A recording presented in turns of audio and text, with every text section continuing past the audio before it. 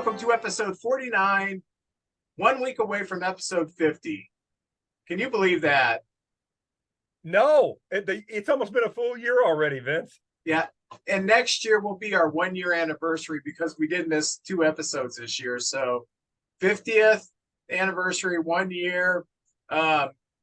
Great. We are rivaling, the ratings are rivaling like Cheers in its heyday, Friends in its heyday. The final episode of MASH.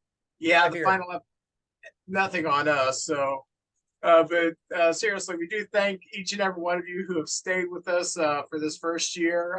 We've had a lot of bumps in the road, figuring out what we are doing. I have decided I will never stop saying because I am the type of person who speaks when I think, so the ums will come out, even though it drives me crazy. But I wish I could speak like you, JD. You just rattle it off. Well, I hit the brakes. I go like for about 5 minutes, and then I hit the brakes, and then I hit about 3 uhs, and then I go on to something else. Yeah. Anyway, if you've not done it yet, remember to like us on Facebook, follow us on X, contact us through onecard1cup1beer@gmail.com. You can subscribe to our page by clicking on the icon at the bottom right corner if you're watching on Mac or PC, or if you are watching this on a television, maybe the YouTube channel. At the end of the video, just go up to use your remote, go up to the dot highlighted or the circle highlighted, and you will be subscribed. Go to patreon.com and you can support us there. Just go to Patreon, type in 1 Cardinal, 1 Cup, and 1 Beer. You can help support these efforts. JJ, how are you doing? Me personally, I'm doing great.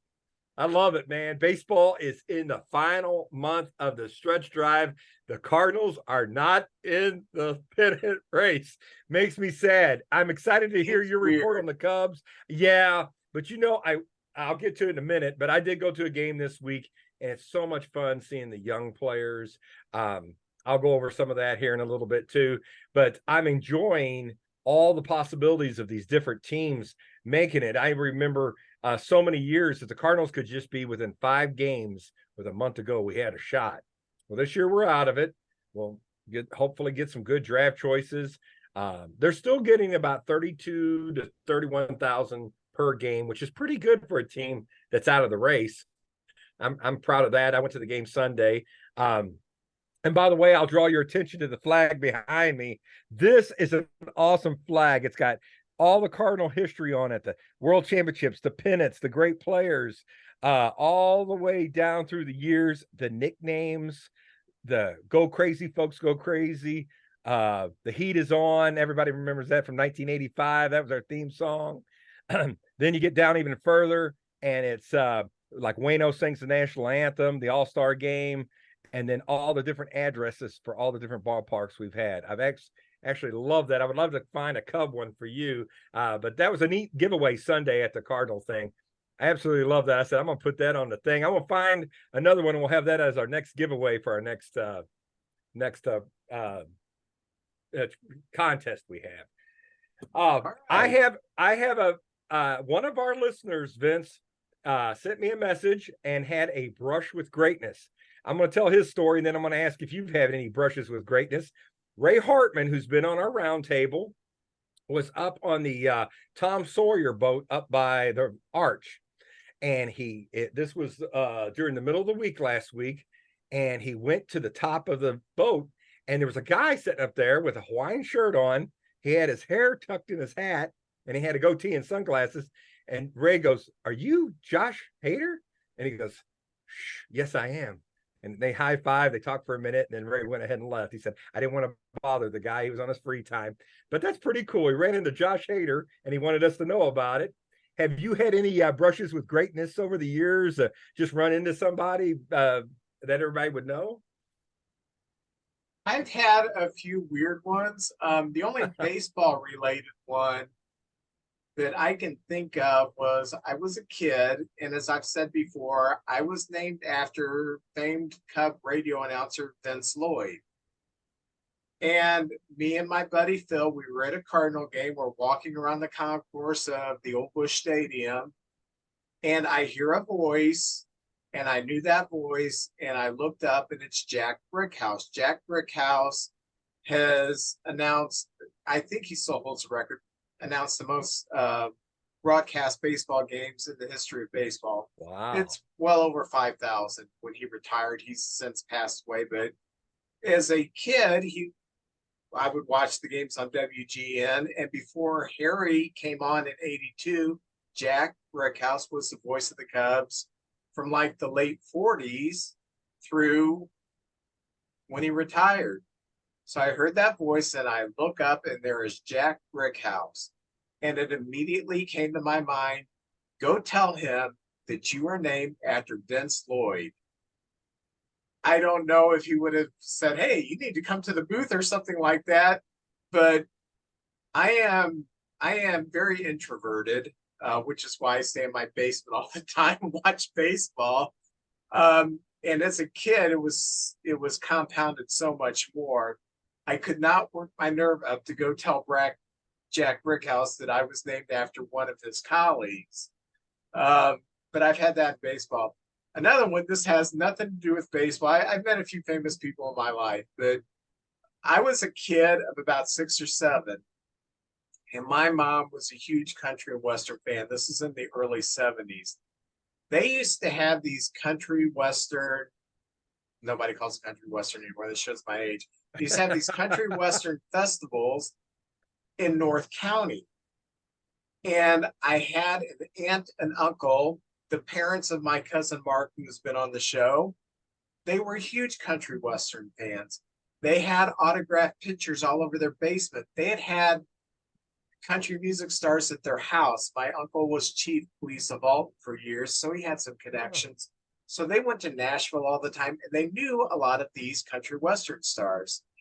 And so, being that my mom and I went with my aunt, we had backstage passes at this country music festival.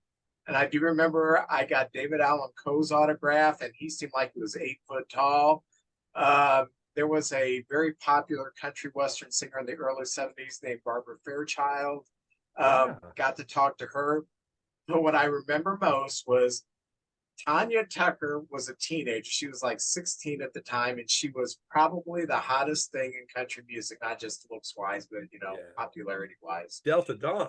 Yeah, and I was in back of the stage looking up at the stage because that's how I saw the concert. And the announcer said, our next artist is Tanya Tucker. And I'm looking at the stage thinking, well, where's she at? And this rude lady runs into me and nearly knocks me down. And I remember as a little kid, as I'm looking up and this lady's walking away, I'm thinking, hey, man, you nearly knocked me down. And she just walked on stage and started singing. I thought, oh, man. So I tell people, Tanya Tucker once touched me, and she'll probably never forget it. Very cool. Very cool. Now, I had a couple, not that weren't at card shows, but one time I was in St. Louis, and it was near Busch Stadium, and it was in the 90s, and Lou Brock must have been staying there. And he came out, and I hurried to get the door. I said, let me get that door for you, Mr. Brock. Well, thank you. He looked very dapper. He had a tie on, a suit, looked very nice. And so I didn't want to bother him because I figure everybody always wants something from him. I just want to know that I appreciated him. So I said, can I get the door? Got the door for him. And I said, I held it. I told him, my girlfriend at the time, which is now my wife, I held the door for Lou Brock. She goes, calm down. The second time we were on a flight, and the first class curtain was open, and we're getting settled in, and I look up there and I said, hey, Faith, that's my wife. There's Mickey Gilley. Mickey Gilley was in first class. Now, nobody know about now, especially the young people may not, but Gilley's the famous restaurant or famous bar with the mechanical bull. That was his thing. And he had a nice country career too, but he was up there getting just regular guy getting ready up there, but a big country western singer. And still, is he still with us? Is Mickey still with us? I think he may have passed. I don't know. No, he may have passed. He had a thing down in Branson for a while too, and I think that's where he was headed because we were headed to Memphis, and they were going to switch flights. And I guess he was headed to Branson or something like that. So anyway, Mickey Gilly. But Ray, I want to thank Ray Hartman for sharing that story because that's pretty cool. And he said Hader was a very nice guy. He just didn't want to be recognized too much. And they talked for a moment, and he went on with his business because he didn't want to bother him. Well, Ray should have said, Josh, you need to come back to the Central and pitch for the Cardinals. I was thinking that too. I was thinking, man, we need that guy. Oh, that would be great. Maybe one day. I don't know. Maybe he'll think, man, that guy from DeSoto was so nice. I'm gonna go think about going and playing there. Well, the Cardinals this week, we had a lot of off days. So since last Tuesday, we had 2 games with the Padres, and that's why Josh Hader was in town. And we won both games. We won Tuesday 6-5, and that was the game where Contreras hit 2 home runs. It was a 10-inning game, and Goldie went 2 for 3, and that young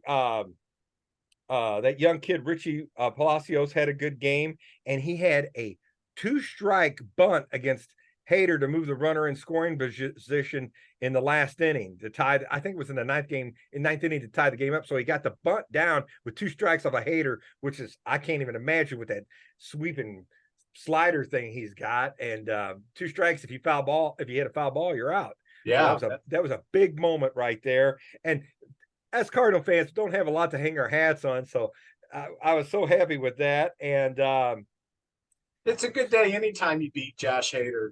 It's a good, and the Padres on a boat.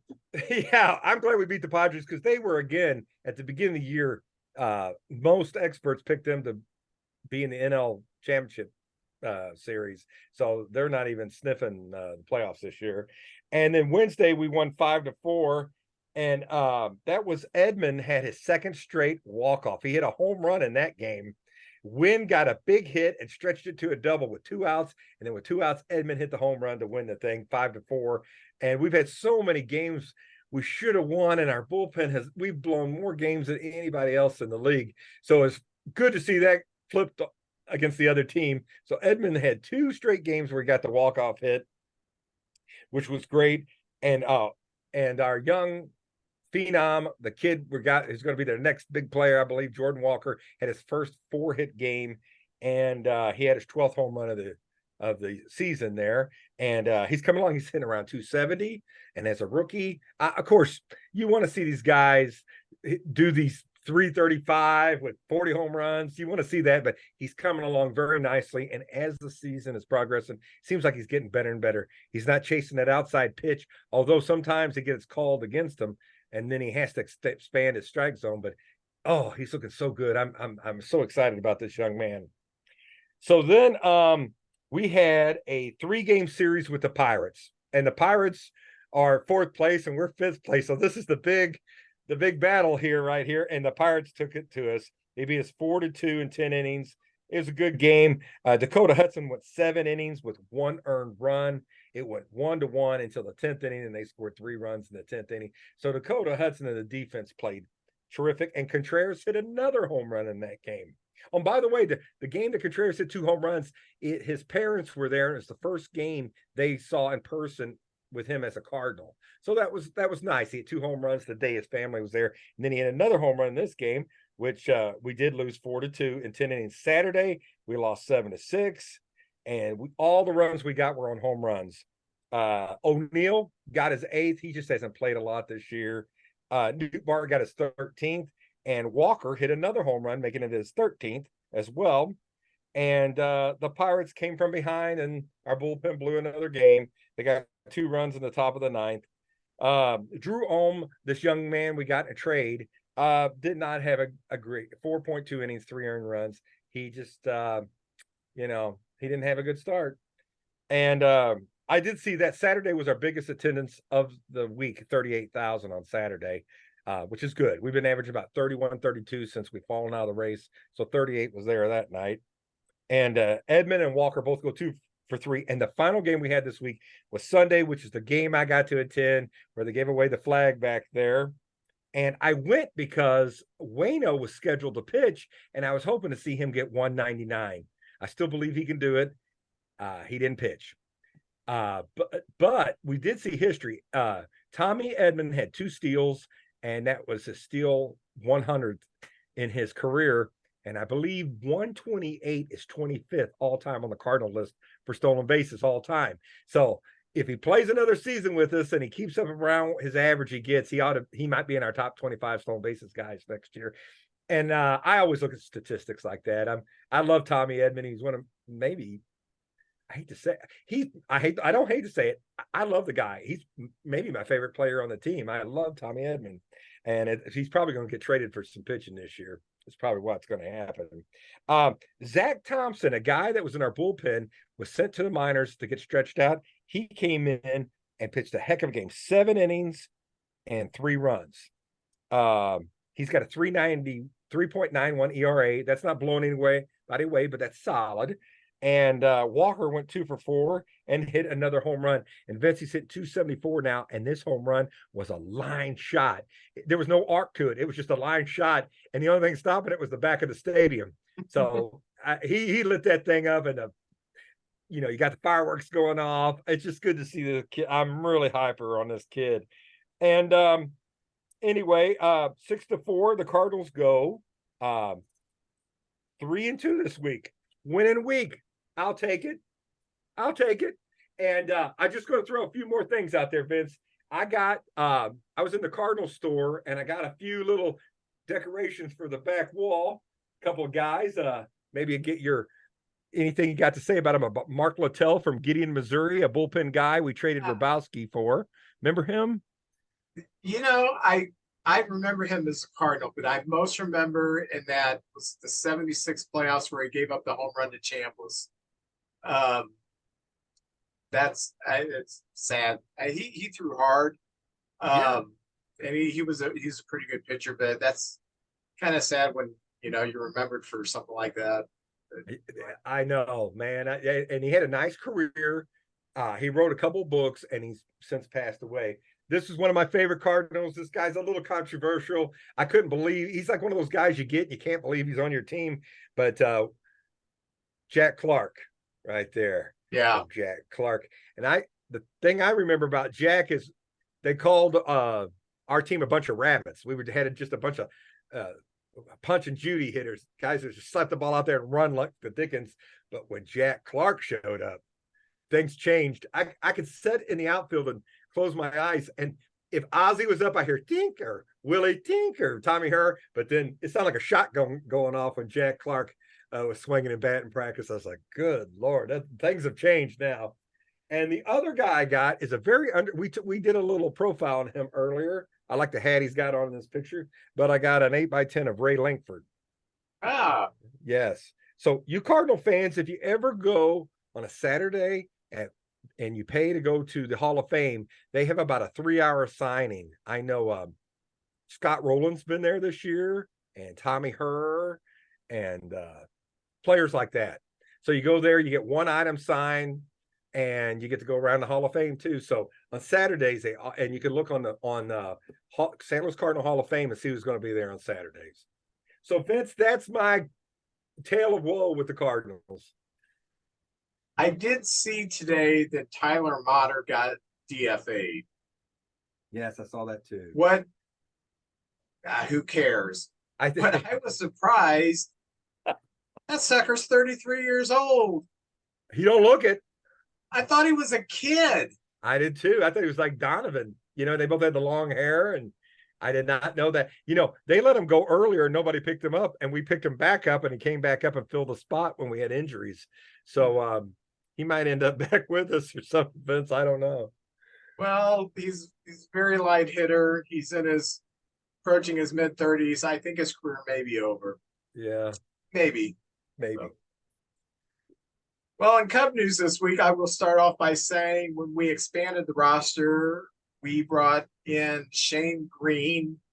Yes, Shane Green, the former All-Star, who has been at AAA, being stretched out as a starter for us. We picked him up off the scrap heap. He has come up along with Alexander Canario. Alexander Canario hit a ton of home runs last year in the minors, was in an accident over the winter. and he has come back, and since he's been back, he's been hitting the ball. So they've both been up, and so far, Shane Green has pitched 1 inning of mop-up relief, and Canario does not have an at-bat. So my feeling is this is not going to be the final. I think we picked up Shane Green because we have this long stretch of 20 games in 20 days that we're in about a third of the way through. So I think we wanted a veteran in there to eat up some innings because we obviously weren't planning on starting him.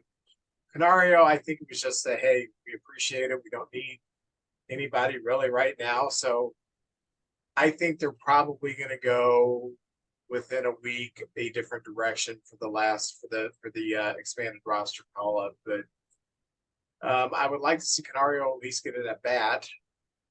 But he's just sitting on the bench, looking good.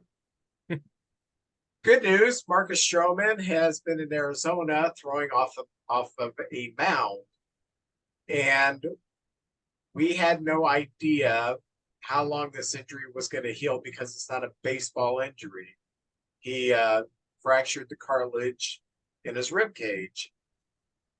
And so with the positive news, we're kind of maybe he'll last 10 days a week of the season, come back, make a start or two, and be a contributor. And hopefully he's right. The pre-London Marcus Stroman would be very welcome right now. Oh, yeah. This past week, we started on Tuesday while we were recording with a 1-0 victory over the Brewers. Remember, we started that series on Monday, and Tyone got creamed, and I was mad when I come on here. Justin Steele, pitching in his second big league season, wins his 15th. He showed up big time for a big time game, and I cannot rave enough about this guy. He's a 2-pitch pitcher. That's all he is, but you can't see it. And he is a freaking bulldog on the mound. He did not have his best stuff. He gutted out 6 shutout innings. And Alzolay came in and got the save. Bellinger got a first inning RBI, and that held up. And I've got some weird thing coming up. So on my computer, by the way. Oh, Some distraction. This is the second time it's happened. I don't know what that is. So anyway, that was Tuesday night's game. So we go into the rubber game on Wednesday against the Brewers. We went 3-2. Kyle Hendricks, 6 innings pitched, only gave up an unearned run. In the 8th inning, the Brewers had the bases loaded. We brought Alzolay in, and we were up 2-1 at that point, and he hit the batter. So that tied the score 2-2. And then we won it in the bottom of the 8th inning with a run. We had 3 hits total in the game and still won 3-2. Bellinger's Happ and Swanson had the RBIs. So Friday, we go to Cincinnati and we have a doubleheader. In the first game against the Reds, we win 6-2. Jordan Wicks, pitching his second major league game, comes up big, 6 innings pitched, 1 run. He is now 2-0 with a 1.8 ERA in 2 starts. Bellinger, Suzuki, and Happ all have RBIs. So the second game, the night game on Friday against the Reds, we are up 2-1 going into the bottom of the 9th. Alzolay comes in and gives up 2 runs, and the Reds walk us off. Bellinger did have a home run in that game, but we're up 2-1 going into the bottom of the 9th. We get walked off, and that's depressing. Do you want to know what's even more depressing than that, JJ? What's more depressing than that? That it happens 2 games in a row, because Saturday, we're up 1-0, and Mark Leiter Jr. comes in to get the save in the 9th. He gets up 2 runs, and we lost 2-1. That's been our story this year. It's demoralizing. You fight for 8 innings, and then it just disappears. Candelario did have a home run, but I'm thinking, okay, we go into Cincinnati. we have to split. We win the first game, we're feeling good. The next two games, we're up in both games going into the ninth, we fall apart. I'm not feeling good about Sunday's game. Not feeling good at all. In fact, I'm a Cub fan, and I am conditioned to think the world is falling apart whenever we get a strike called on us. I was not looking forward to Sunday's game. By the way, Friday's game, Javier Assad eight shutout innings. I watched some of that game. He looked terrific. Oh gosh, yeah, he has come up big time. Our young guys have come up big time. They have. Sunday, that game that we needed to have, we won 15-7. Tyon didn't show up. We were down 4-0 quick. Now, he did get out about 5 1/3 innings. He settled down, but I don't care. You can't have a guy starting who's going to give up a 4 spot to begin the game in big games. But we won 15-7. It ended up being a blowout. Talkman had 4 hits and 3 RBIs. Happ had 3 hits and 3 RBIs. Bellinger and Candelario both homer again. So we do split in Cincinnati. And then yesterday, it was a day game due to the holiday. Excuse me. We shut out the Giants 5-0. Once again, Justin Steele, he's a stud, shows up. 8 shutout innings, and he was dominant. It wasn't the gutting out that he had the previous 6 shutout innings. 12 Ks, no walks. He got his 16th win, and Suzuki hit a home run and had 3 RBIs. So for the week, we went 5-2. Right now, as we speak, we are 2.5 games behind the Brewers, so still within strike distance with about 20 some odd games to go. So about 24, I think, after tonight. So we're right there where I think we can still overtake them.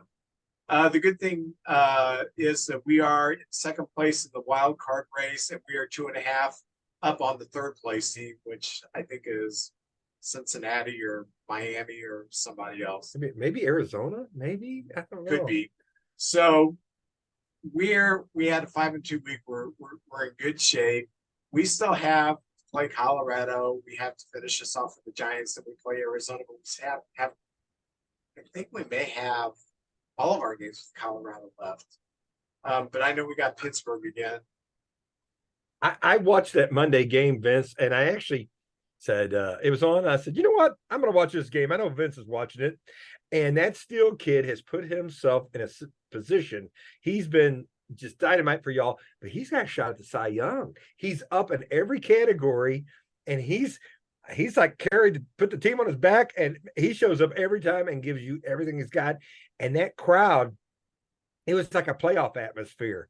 They're feeling it, man. They're bringing it in. They're giving that team that extra boost, and it's so much fun to watch. But that Steele kid, it was a pleasure watching him pitch Monday. Well, in the post-game conference media scrum, David Ross does not give in to hyperbole. He's not into overhyping anybody. I think he's finally comfortable saying this. Well, he's got to be, because he said it. Justin Steele has John Lester in him. He is just a bulldog. He doesn't give in with any pitch. He's got an attitude. I mean, if you watched the game, you saw his attitude after a strikeout. He's a bulldog on the mound. He looks like a kid, though. I'm 59 years old. I'm looking at him and I'm like, golly, this looks like just a young kid out there pitching. But man, he's got poise and he's got intensity, and I like that. And he'll give you everything he's got. I like that. Yeah. What a lot of people don't realize, because we were out of the race the second half of the season last year, he pitched really well the second half of the season last year. So this is a continuation of that. It kind of reminds me, not to the same level, but it kind of reminds me of Jake Arrieta's 2015 season was so dominant. But the second half of the 2014 season, he was just as dominant. It's just that we weren't in it and nobody paid attention. So Steele, with the spotlight shining bright on him, he seems to have upped it a little bit, and very happy about that. Oh yeah. JJ, I want to tell you something. Please. I have been married 3 times. Yes, sir. I have had some problems in my relationship. Oh, tell I me just about it. wish when I was a young man in my late 20s, I would have had a person like Jeremy Connor to steer me straight. I listen to him daily. I love Jeremy Connor. Well, you should listen to Jeremy too. Comes a time in every man's life when he needs some advice on relationships. You need to listen to the podcast DMDR, which stands for Dating, Marriage, Divorce, Remarriage, from my good friend Jeremy Connor, the Dr. Phil of the Boot Hill. You can find DMDR on Spotify or whatever platform you choose to listen to your podcast. We're going to do a segment, and we're going to do it over the entire off season, but we thought we'd start it now because actually I kind of love this kind of stuff. We are going to take each position and we're going to go through our top 4 or 5 that we've personally seen play. Now, this isn't our favorites based, because if it was a favorites, it'd be Mark Pryor, Kerry Wood, These are from my and JJ's our observation. These are the best pitchers we've seen in our lifetime. So we're going to start with right-handed pitching. We're also going to go left-handed pitching, starting pitching. Then we'll do relief pitching. Then we'll do all the positions, and we'll probably do bench players, pinch hitters, whatever. We're not going to do it every week, but once every 2-3 weeks, pick something else. But what I want you to do is give us some feedback, because this is what makes this kind of stuff fun, because this is all subjective. If you want to send a message to me through email or on the Facebook page, hey man, you're full of crap, this guy should, that's what these things are for. So give us some feedback and let us know what you agree with, what you disagree with. Let's have some fun, some interaction as baseball fans. And I'm going to ask JJ, if you will tell me who you picked as the best right-handed pitchers you have seen in your lifetime. All right. Now, I go way back to the early 70s, and we didn't have cable TV back then. So, and I'm not trying to be a homer, but and not in any order, but I put, I'm not a homer. As you can tell, I'm not a homer. But I have to say Bob Gibson. If we're going right-handed pitchers, I got to go Bob Gibson. I think he's one of the all-time greats. I put him in my top 5 of all-time greats. And the reason, now, I saw him about 72, but I really remember 73, 74, 75. And by that time, he was not the same guy he was in the 60s. But, of course, I didn't get to see it. I only got to see maybe a Saturday game, maybe a Monday game, and whoever's playing the Cardinals. That's about all I got to see. So I put Bob Gibson first because he's the greatest Cardinal pitcher that ever lived. Threw a no-hitter, pitched from 59 to 75. I'm not going to get crazy on these stats, but I will say this. One thing that makes him great is he was one of the pitchers that changed the game. That year he had in 68 with that 1.12 ERA, they had to lower the mound. It wasn't even fair anymore. And it wasn't just him, Sandy Koufax and Drysdale and a few of those other guys too. But Gibson, that was his year. He pitched great in the World Series, which, I mean, you talk about World Series pitching, and if you talk to any Cardinal fan, and the first pitcher they'll mention is Bob Gibson. So I put Bob Gibson at number 1, 9 Gold Gloves. He was a super athlete. Back then the pitchers hit, and Bob could hit too, and he popped a lot of home runs, threw a no-hitter, 2 Cy Youngs, 9 All-Star games. And that 1968 year, I've never seen a year like that before with a low ERA, and he pitched. And here's the thing that first of all, I'll get to the postseason in a minute, but he won 255 games, but he had more complete games than he had wins. And that's a workhorse right there. And in the postseason, he started 9 games and he won 7 of them.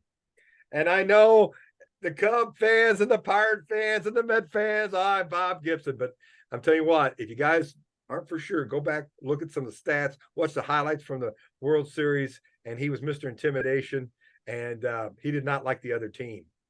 If you were on it, if you were a teammate and you went to the other team, you ain't friends no more. And I think Bob calmed down later in life after he got in the Hall of Fame, but that was one intense individual. So I went number one in my book, Bob Gibson. Now, didn't he play for the Harlem Globetrotters too? Yes, he was. He was a super athlete. Yeah, he was a Harlem Globetrotter. Yeah, but I'm sure he wasn't like Mellock Lemon or Curly Neal. He was like Bill Lambier in the middle of the field. Probably wasn't doing none of that throwing the confetti on the crowd stuff. Like Bill Lambier. Yeah, Bill Lambier. That'd be terrible to be known as the dirtiest player on the Globetrotters. Oh, I'll say the most intense player on the Globetrotters. well, I did not include Bob Gibson, not because I'm a Cardinal hater, because I didn't really start watching baseball until the second half of 1975. So I never saw Bob Gibson pitch. So that's why he's not on this list of mine. The best right-handed pitcher that I have seen in my lifetime was George Thomas Seaver, who was Mr. Power Pitcher, drop and drive. He won 311 games. He had a lifetime ERA of 2.86. And he pitched 4,783 innings and had 3,640 strikeouts. His whip for his career was 1.12, and he had a 109.9 WAR. What I loved about George Thomas Seaver, and I have a lot of respect for him, is that Tom Seaver, when I was a kid, he was a power pitcher. I saw him pitch for the Mets. The Mets, who weren't that good in the mid-'70s after that 72 season. But if they thought that they were going to get Seaver pitching on Saturday, that would be the game of the week. So I saw him pitch a couple games for the Mets game of the week. Then he went to the Reds, and you saw him all the time because the Big Red Machine was on TV all the time because they were a ratings animal at that time. And then he went back to the Mets for a season, and then he went to the White Sox. By the end of his career, when I was in college, he was no longer a fastball pitcher. He was no longer a strikeout pitcher. He still pitched basically fastball and curve, but he became a great, kind of like, not this year's Wainwright, but kind of like Wainwright at the end of his career. No longer the power pitcher, but just knew how to pitch and get you out. Seaver knew how to pitch and get you out. He's still winning towards the end of his career. 16 games a year for a mediocre White Sox team. When his fastball has dipped down to about 91 miles an hour, because at one time he was throwing probably 99. So I think that in my lifetime, the best right-hander I've ever seen was Tom Seaver, based upon how he evolved as his skill set eroded and was still effective. Oh, so there you excellent. Go. Very good. Very good. Yeah, Tom, terrific. And he pitched a no-hitter versus the Cardinals. I remember that. I was fishing in Wisconsin with my dad when I remember that. Yep. Yeah. I do have my one grandfather who never came up. It was the only time he ever came up. We were listening to the game together, and I was like, oh, we're getting a no-hitter pitch against us, but it was exciting. It was kind of fun. I was just, come on, guys, get a hit, just get a rally going. But it was Tom Seaver. He was just too good. That's a great choice. Well, one of my other pitchers I have, and I don't have him in any particular order, but I got to see this guy pitch twice. And I know he's on your list too. And you can join in, but it's Greg Maddux, the professor. A Cub, a Brave, a Dodger, a Padre. I kind of think of him when I think of Greg Maddux, I think of the Braves. I wish, and as a neutral Cardinal fan, I wish he had stayed a Cub his whole career because I like to see a great player stay with the same team. but he did move around a little bit. But the Braves years, 14 straight pennants, and that's unheard of. 8-time All-Star. This right here, 18 gold gloves. That's what no one else has 18 gold gloves. Jim Cott and Brooks Robinson have 16. 18. That's most people don't play 18 years. 18 gold gloves. One World Series at 355 wins and 227 losses. 35 shutouts, and that's a lot of shutouts in his era, because Greg had to pitch in a steroid era where these guys were just, I mean, Brady Anderson was hitting 52 home runs out of nowhere. So he got 35 shutouts, a 3.16 lifetime ERA, and over 3,000 strikeouts. And people don't consider him like a power pitcher, but he was. His fastball was very good. But I think of him as a precision pitcher. He'd come inside, outside, up, down. He was a pitcher. Anytime he pitched, I tried to watch the game. I got to see him. I remember the time I got to see Maddox pitch in St. Louis. It was like, hey, you want to go to the game? What's going? Yeah, sure. Of course, I always want to go game. Maddox is pitching. Let's go. And then I seen him once in Atlanta against Cincinnati, and he was down 2-1. But Jeff Blauser hit a 2-run home run to win it, like in the 7th inning. And he is such revered in baseball. If you throw a shutout under 2 hours and throw under 100 pitches, they call that a Maddox. So he's in the vernacular of baseball. And it was just a pleasure watching him. And Vince, I know there's teams through the years where everybody had like 2 aces, but then Braves had 3 for a long time. And I still think Maddox was the best of the 3, and they all are Hall of Famers and all should be Hall of Famers. But even on that team, he was the best pitcher on that team. So I put Greg Maddox as my second best pitcher I ever seen. Okay, I have Maddox number 3, and he did strike out 3,000, but he pitched over 5,000 innings. So it's not like he was a strikeout pitcher per se, but if he needed the strikeout, he'd get the strikeout. He did something that players do now. It's commonplace due to Maddox. When he would be warming up, he would warm up from the stretch. And when he first came up, he was asked by his pitching coach, why are you warming up from the stretch? And he said, because I want to make my best pitches when runners were on the base. Nowadays, a lot of pitchers just pitch out of the stretch, but that day you had a windup if nobody was on the base, and you pitch out of the stretch if someone was on base. And if when you warmed up, you always wound up and throw the ball. He would warm up throwing from the stretch because he wanted his best pitches when he had runners on base. He had a career whip of 1.14, and he had a 106.6 career WAR. It was sometime in the mid-90s. I went to a game with a friend, and we're sitting in the bleachers, and this friend was a nominal baseball fan, and Maddox pitching against the Cardinals. And do you remember Scott Cooper, left-hander? Oh, yeah, third baseman. Yeah, yep. Scott Cooper was up the bat, batting left-handed. Maddox is a righty, and he had 2 strikes on Cooper, and I said, this next pitch, Cooper is going to lunge out of the way, and the ball's going to tail into the plate. It'll be a strike, because Cooper had never faced him before.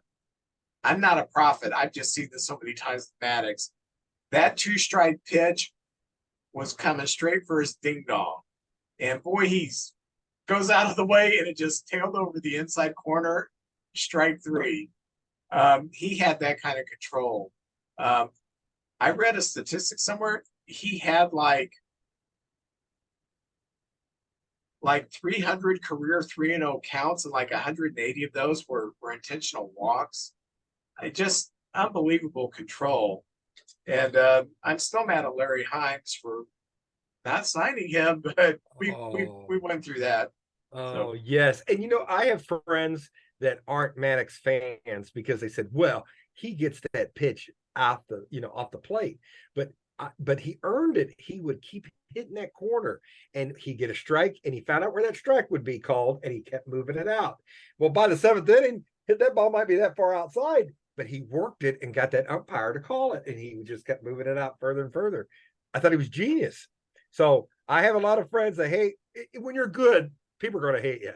And I have a lot of people I know that are not Greg Maddux fans just because they thought, well, he gets special privilege. But no, he earned it, that he was just so good. It was so fun watching that guy. And for you young fans out there, if you haven't seen Maddux pitch and you're going to watch one pitcher, check that guy out, because that was the art of pitching. It wasn't throwing, it was pitching, you know. Well, Vince, my third guy. Wait a minute. Go ahead. My turn. I thought you were jumping. Okay, you go ahead, sir. No, it is your turn. Yeah, because we both did Maddux. Yeah, it's your turn. Yeah. Okay. All right. Yeah, well, that's right. My third one is Pedro Martinez. Oh my gosh, that's my second one. Well, why don't you do Pedro and I'll jump in on the end. All right. Pedro was a freak. Yes. He had the body of a sophomore in high school. And yet he threw the ball so hard, with so much movement, with so much confidence. And he had the reputation of being a headhunter. And boy, he leaned into it. Players were afraid to hit against him. The first time I saw him pitch, he was pitching for the Expos. And where'd this little skinny guy come from? He's like throwing BBs and just unhittable. And so, naturally you start following his career, and he turned into Pedro Martinez.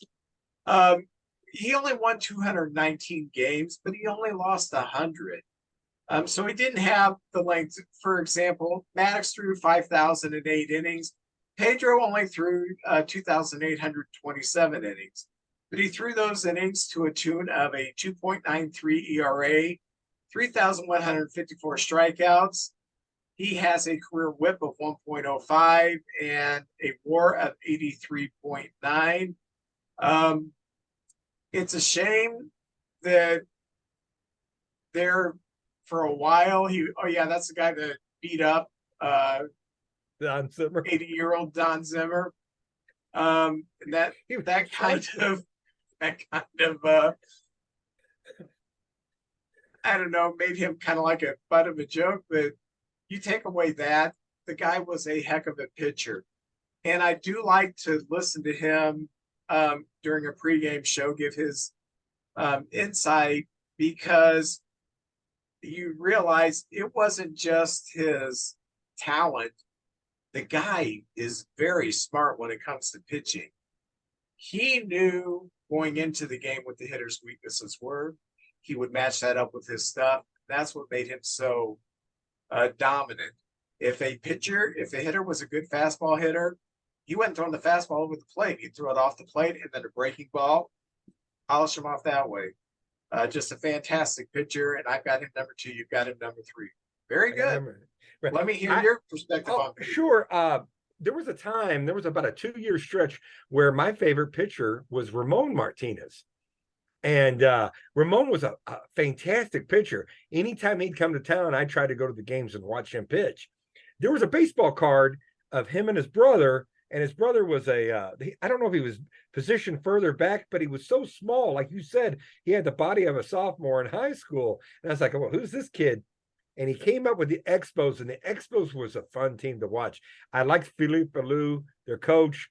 He was like the old grandfather who was just full of stories. And Pedro loved Philippe, and he was a great coach and got the most out of his players.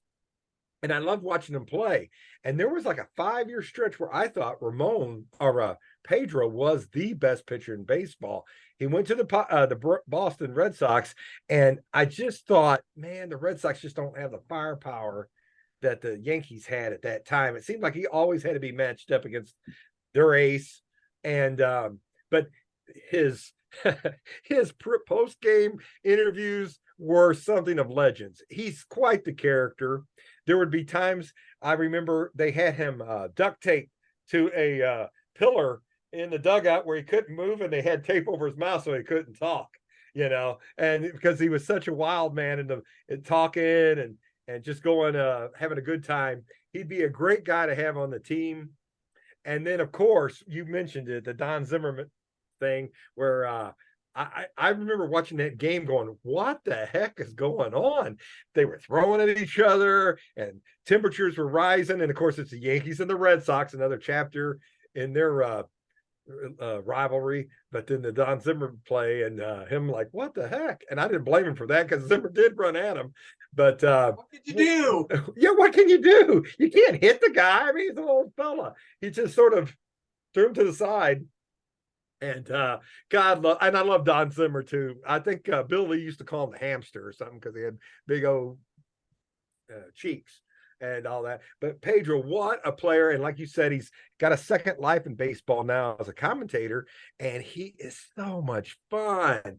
You never know what he's going to say. And it seems like today's generation of players absolutely love him.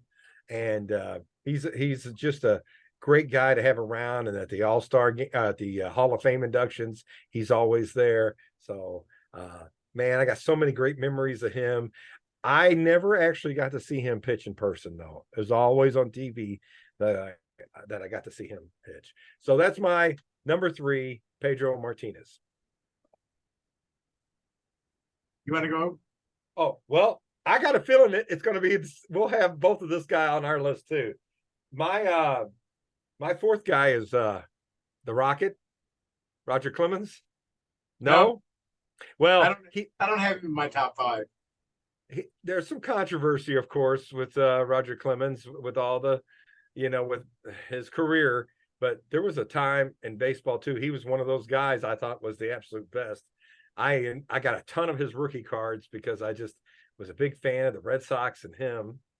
My gosh, he would rear back. I was in the Navy and I got to go to it was called the Kingdome at the time. That's where the Seattle Mariners played. And he struck out, I believe it was 17 in that game, 9 inning. I think he did give up a run, but he struck out 17. And he was just so dominant. And when you go, I was in the Navy base down at the end of the Puget Sound. So around the 6th inning, you had to make a decision. Are you going to stay for the rest of the game, but you don't get to get on the next ferry boat down there until midnight? Or do you leave about the 5th or 6th inning and catch the ferry boat so you can be home about, 8:30? Well, Clemens was pitching and he was on fire and I stayed, and it was a long night. I didn't get back in the bunks till about 1:30 in the morning, but I got to see him pitch and just dominate the Mariners. And it was a real treat. What a career. He is not in the Hall of Fame because of the controversy, but he was just such a great pitcher. It was how many Cy Young? That guy won like 7 Cy Youngs, didn't he? Yeah, he won a bunch of them. Yeah, with Blue Jays and the Red Sox. Blue Jays. He pitched for the Astros too. The Astros. He had a weird contract at the end of his career where he only had to pitch. Like he didn't even have to be with the team. He just showed up every 5th day and would pitch, and then he'd go back home. And the Astros agreed to the deal, but that's just not good for the team. If you need everybody there together. So there at the end, I think it was more of a distraction. But I love Roger Clemens. That guy was fantastic. And I just wish he could have played the game clean. That's all. So I watching him, I loved watching him pitch. So Roger Clemens is my 4th. See, I have him down with an asterisk. I see. And I looked hard at him. His last 4 years in Boston, he had become an average pitcher. He was having a normal career of a power pitcher who was into his 30s, who was waning. Then he goes to the Blue Jays, and suddenly he's pitching great again. Yeah. And then he goes to the Yankees and the Astros, and he's 70 years old and he's still pitching great. And so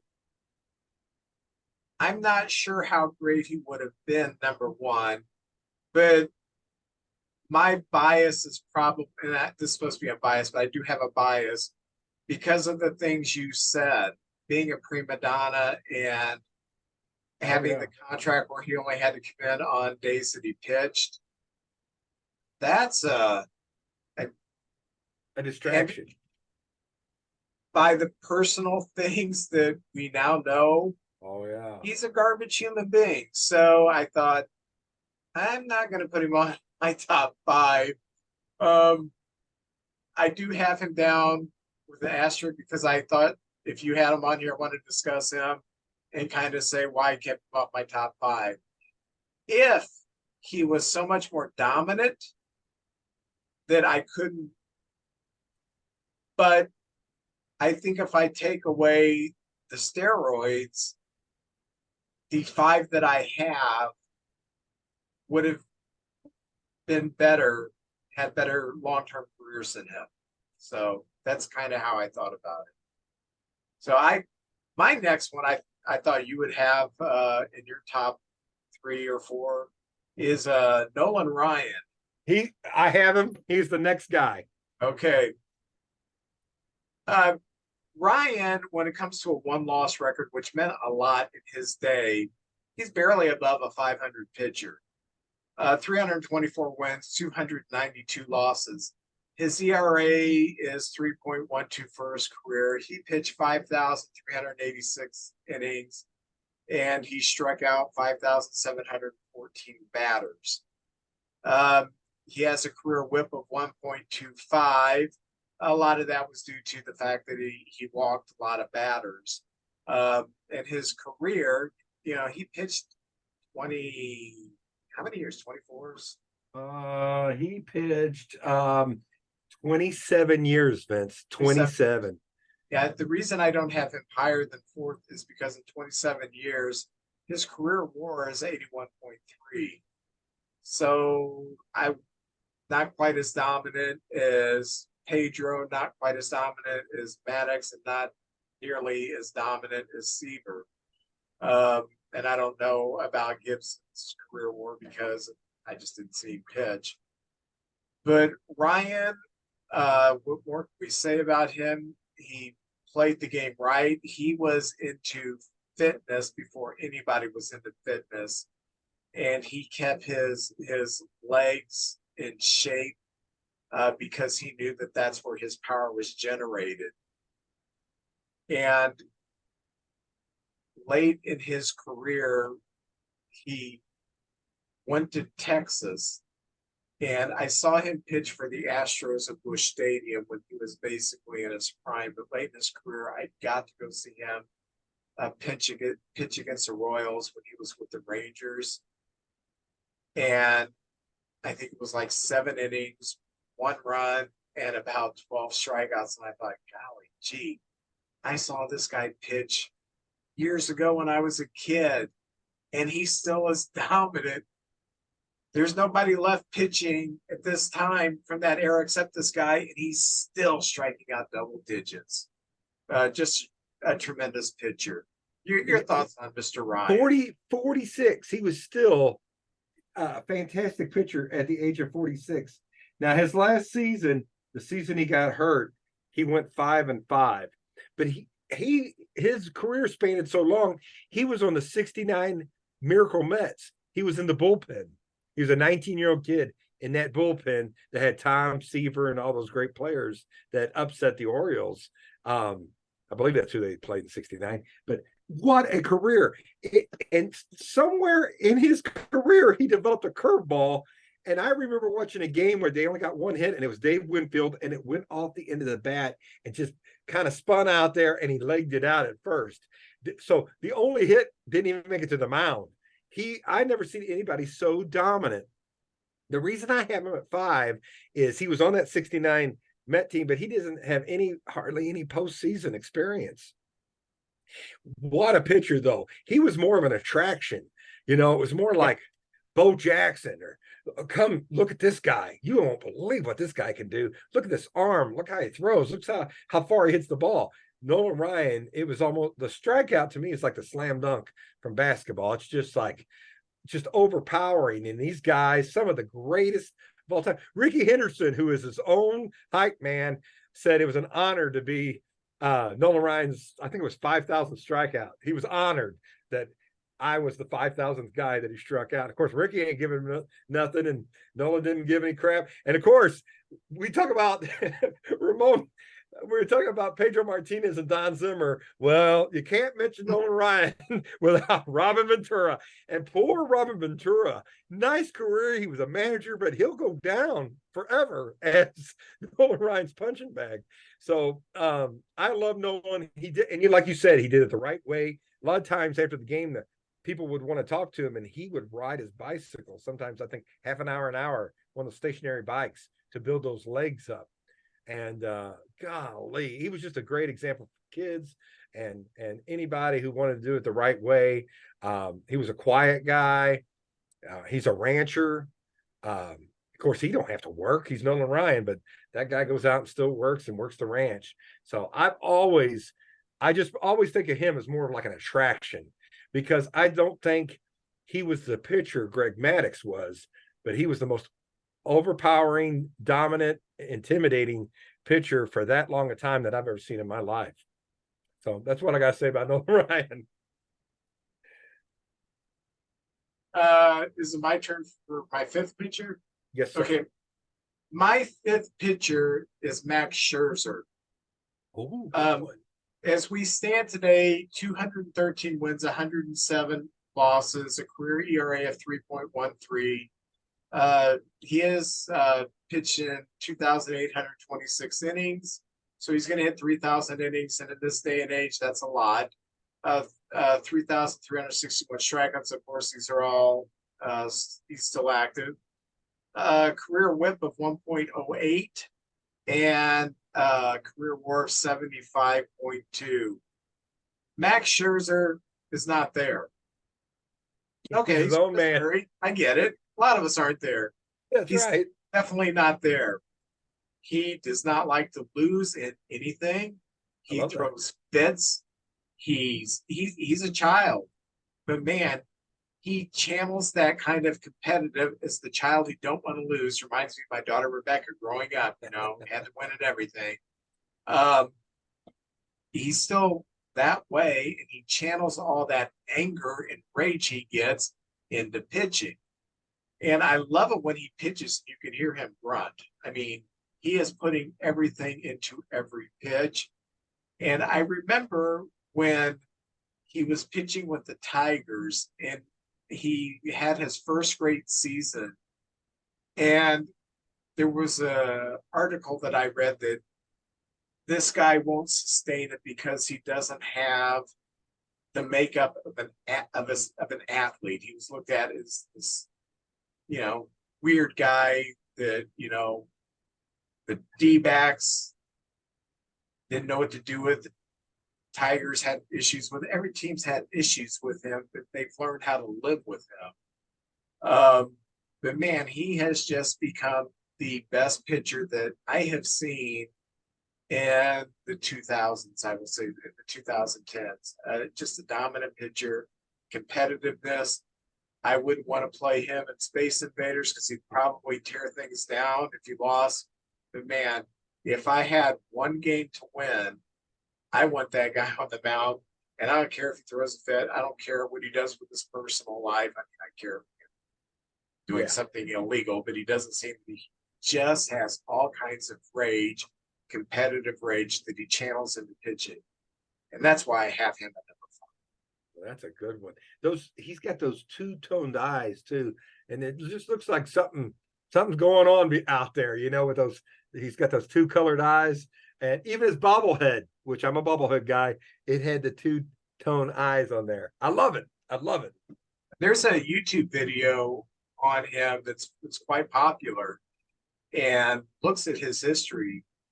High school, college at Mizzou, minor leagues. He's always been this way. Players on his team have known, stay away from him. Stay, you know, don't joke around with him.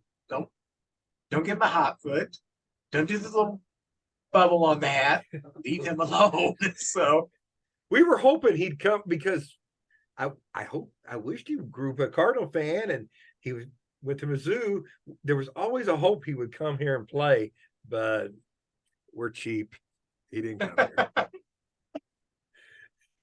I've got some honorable mentions. You've got some honorable mentions, don't you? Yes.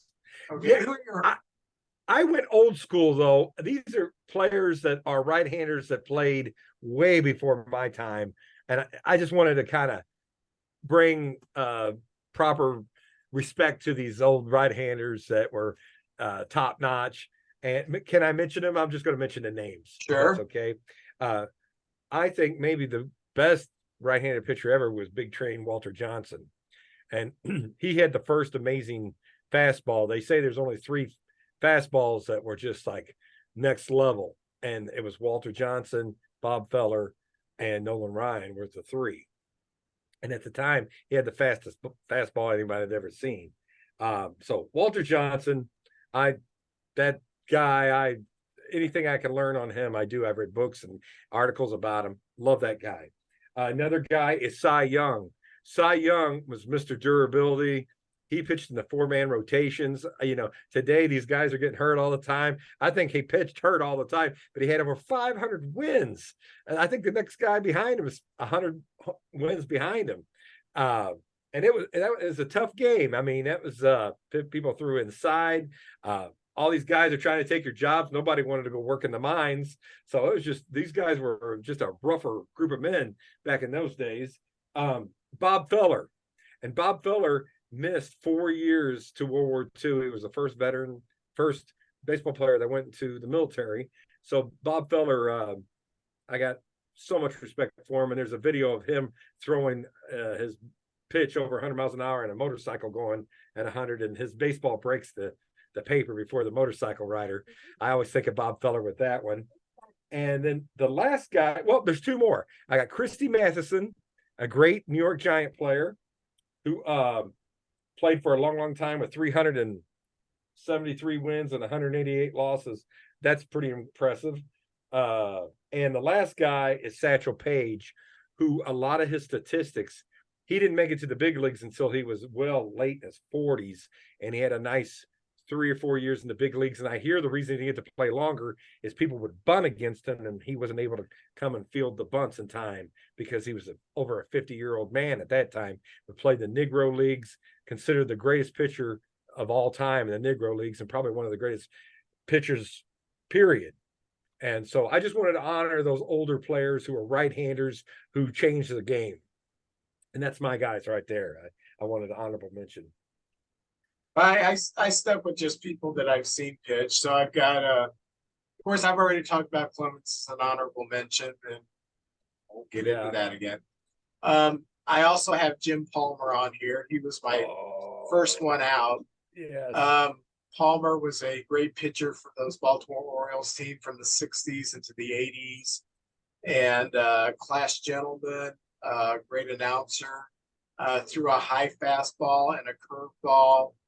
And I remember watching him a lot when I was growing up because Orioles were good, so good teams were always on TV, games of the week, stuff like that.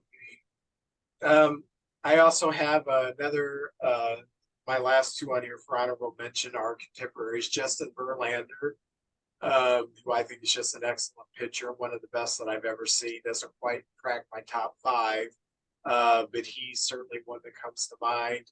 And this other guy I do want to give a mention to because for about a 3-year period, I think he may have been the best right-hander I ever saw. He's still pitching today sometimes, and that's Jacob deGrom. When he first came up with the Mets, I remember we had a series against them, and we'd heard about Syndergaard because he had a lot of hype to him. So facing this guy Thor, also in that series we faced this guy deGrom, whose hair was just as long but just dark, and it was like, holy cow, this guy can throw. And when he's been healthy, he's been the best pitcher in the National League. But I think he's only got like 80 wins. Yeah, he can't stay healthy. Cannot stay healthy. But man, when he, for about a 3-year run, he was so dominant. It was amazing to watch. So tell us what you think about our list. If you like something, if you think we've overlooked something, let us know. If you want to let us know your top five, just put it in a comment on the YouTube page. Put it in a comment on the podcast. Message JJ, message me, or just send us an email. One card, one cup, one beer at gmail.com. Let us know, because God knows that we are stupid. And I know that a lot of you are just completely smart. By the way, I was looking at one of the Cub sites, and somebody, oh gosh, he was yakking at the fans, and he called, oh, okay, all of you sofa managers, is a derogatory term to someone. And I put down there, we are all sofa managers. That's part of being a baseball fan. If Oh, yes, you're it not a is. sofa manager, what are you watching it for? Watch Oh, that's the Big true. Bang Theory. That's the fun of it. Hey JJ, Yes. I when I went to the Hall of Fame this year, Yes. do you remember the RC cans of the 70s that had the baseball players on them? Oh, yeah, the back one. Yeah, there was a blue can with like a black and white picture of them. Yes. I saw them at the Hall of Fame. Went, oh my gosh, there's the cans that I grew up with. Those are so awesome. Yes. I found them on Facebook Marketplace. I'm not doing baseball cards today. I'm doing RC Cola cans. I love it. I love it. I love it. I love it. That is great. Do you know how many there were? Like how many different ones, or how many 15, years? and I have them all. You got all 15. I'm ready for this. This is a treat right here. All right. Let me start by saying, those of you who don't quite grasp what RC Cola is, you can still get it. But when JJ and I were growing up, it did rival Coke and Pepsi. It did. RC Cola, or Royal Crown Cola, has been around for a long time. And at one time, they were a close third to Coke and Pepsi in the Cola Wars when we were growing up. So this was kind of a big deal to have to get the licensing for this company to get the players on there. So that was really cool. So I grew up drinking RC Cola.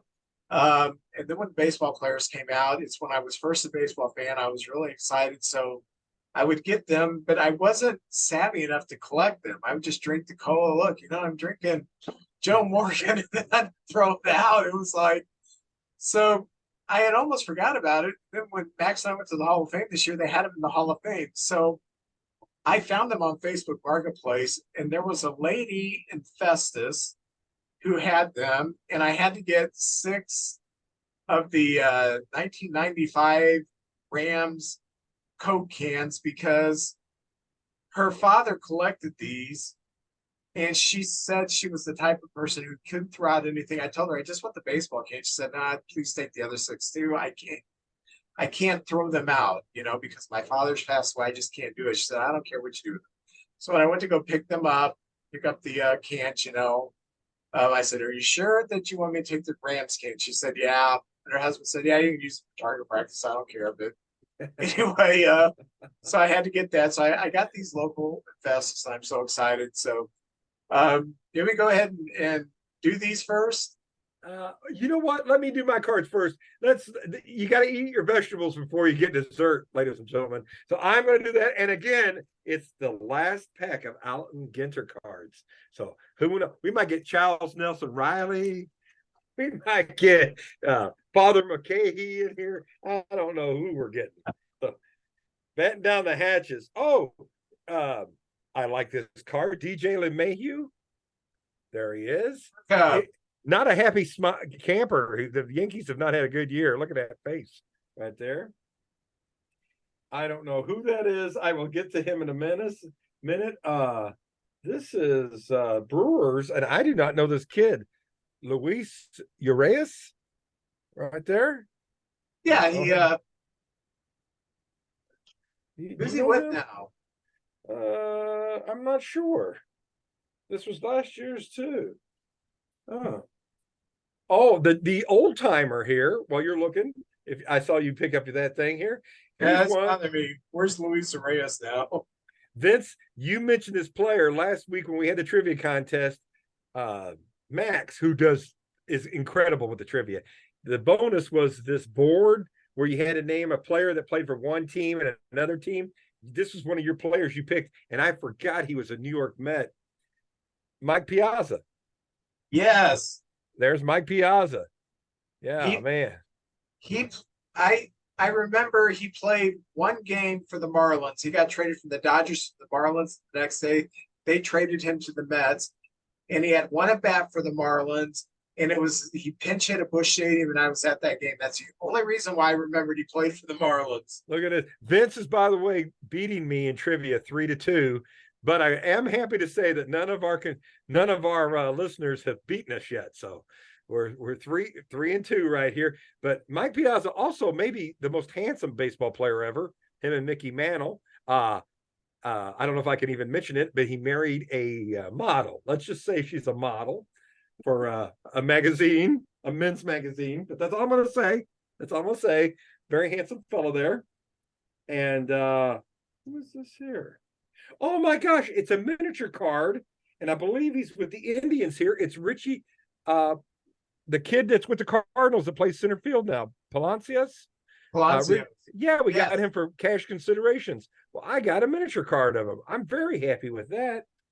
And then they throw in these other cards, and I don't know what it is, but Vince, get a load of this. These two crap cards I got. One's What's Cooking Ketchup. It's a card honoring ketchup, the number two, not even the number one condiment at a baseball game, the number two condiment. What the heck? And it's barely ahead of mayonnaise, let's be honest. And then this other guy named Sean Dog. Who the heck's that? Looks like Taz. It's Taz. That's right there. Man, great mustache and goatee. I don't know who the heck that is, Vince. That's it. I'm done with those packs of cards. The ones I like, I love, but I don't know what the other ones are. Ron Rich. Luis Urias is playing for the Red Sox. He's a Red Sox now. Okay. All right. So he's All going to right. big leagues. There are 15 cans here, 5 are Hall of Famers. So I need to reach over here. So I need to maneuver myself a bit. All right. I'm excited about this. The first can, this guy used to play for the Cubs. He was an all-star. At this time, he's an Atlanta Brave. Gary Matthews. Sarge. Yep. That's right. Johnny Bench said he dislocated his shoulder in a collision at home plate. Wow. Yeah. So Sarge, baby. This player, he's a Hall of Famer. My wife was looking at the can, just admiring the stash. Former Cardinal for a week, Raleigh Fingers. Raleigh Fingers. Vince, I noticed they don't have the emblem of the team on the hat. It's just like a blank. Yeah. And it does have it does say Raleigh Fingers, San Diego Padres. Okay. And then it has All-Stars 73 through 76, 76 1-loss record, 13-11, earner an average 2.41, throws right, 9 years pro. So it does have a few stats that you can see there. Okay. Like the hitting stats with Matthews, it's Gary Matthews, Atlanta Braves, outfielder, 76 batting average, 280, lifetime batting average, 290, bats right, throws right, 5 years pro. And by the way, that's what an RC can look like. And notice these are the old tin cans. They're not aluminum. Oh. I mean, I can't crush this.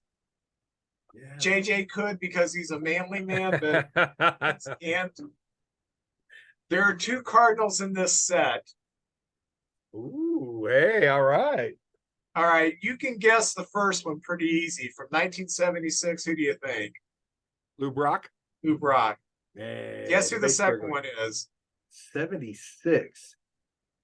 I'm going to say, well, he was probably man. Ted Simmons. No. The Callaway kid. Bake McBride. Shake and bake. Yeah. Awesome. Bake McBride. Rookie of the year. 74. Yeah.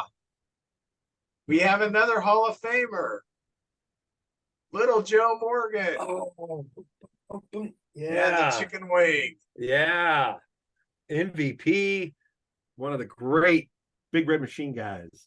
One of the things that I find very interesting is when I was little, when I first started watching baseball players, there were players that were really good and all stars. And I think of them as like great players. But then because I look back and man, that guy was only good for like 2 or 3 years, but they were so big.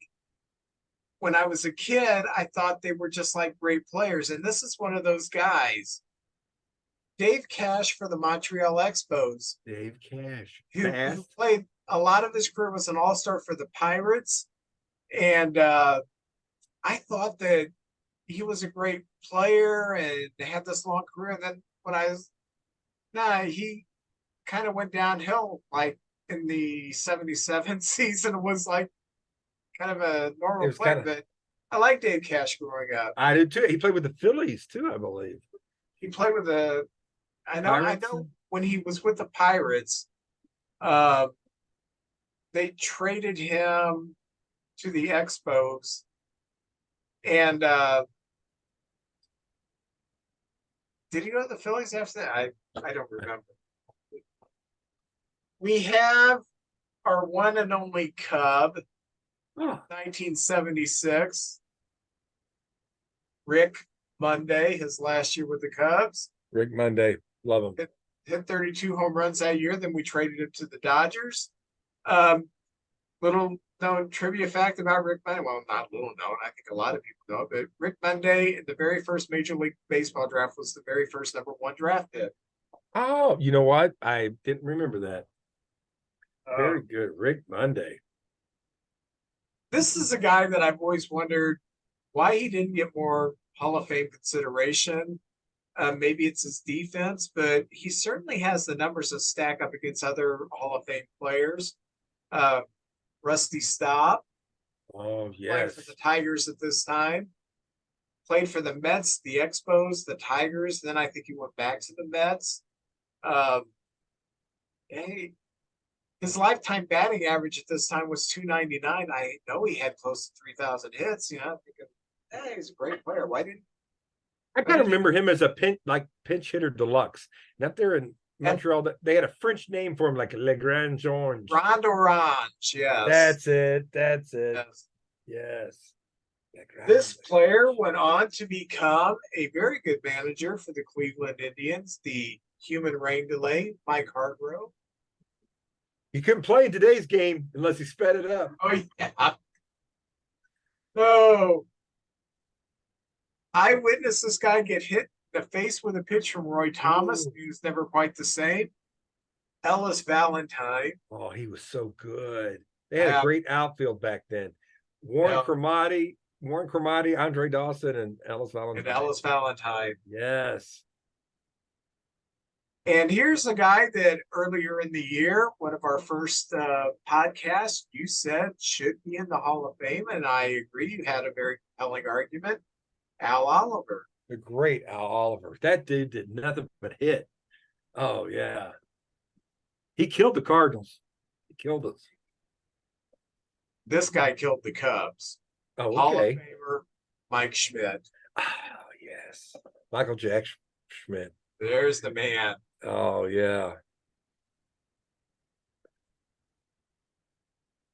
And this player was a good pitcher until he got injured, but he is probably best known as the first big-time free agent when free agency hit, Andy Messersmith. Oh, yeah. 74. That's right. He got, I remember that. There was a baseball card that commemorated that. I'll be darned. Cardinal fans won't know who this guy is.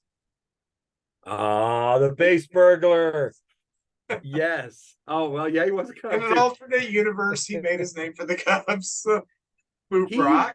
They had when he played near the end of his career, they had a little segment on the radio. I think it was before the game called Brock at Bat. And he would talk a little, give some advice out to the kids, talk about the other team, that kind of thing. He's very Cool. classy. This is the only can that had any kind of a dent in it. Uh-oh. This was one of my favorite players growing up, certainly my favorite American leaguer, George Brett. And Oh, as you can see, yeah. we have a little dent in the can right here. There you can see it. So, There you and my final player, Ooh. Yeah, did you save a special one for last? yeah, can you guess who it is? Dave Kingman? Dave Kingman, David Dave Arthur Kingman. Kingman! Yeah, King Kong. There Yeah. you go. So I've got these displayed on my desk. I'm very proud of these. I was so juiced when I Ah, said, "Do you still have these?" She said, "Yeah, I'll take them." So I got this set, and it was so weird because I hadn't really thought much about this set until I saw them at the Hall of Fame. Then I thought, I want to own that set. And then when I found that they were in Festus, I thought, they're mine. So there they are. the planets lined up. It's perfect. I love it, man. Thank you for sharing. That was great. Oh, you're welcome. So, well, JJ, what do you got coming up this week? Well, I'm going to do a couple of open mics Wednesday and Thursday. And then let's see. I think in the near future, that's all I got going on this week. Uh, just working and trying to make a living and watching my Cardinals. There's a Ozzie, I think in 2 weekends, there's an Ozzie Smith bobblehead on a Saturday. We're playing the Phillies. I'm going to try to go. They got the wizard in like there was a famous poster in the 80s where he was dressed like a magician. And they did a bobblehead like that where he's got the white gloves on and a cape and a top hat and a wand. So I'm gonna go there to that Saturday game and get that bobblehead. Probably my last game I go to this year. It's kind of sad, but it's fun watching the pennant races. I'll be watching a lot of that and getting ready for the playoffs. That's what I got going on. I got kind of a special weekend plan. Saturday, I'm going to Kirksville, and then I will spend the night with Max at his apartment. Then the next day, we're getting up to go watch the Iowa Cubs play in Des Moines. Oh, fantastic. That's great. Yeah, I'm pretty excited about that. Um, I hope PCA is still there. I don't know if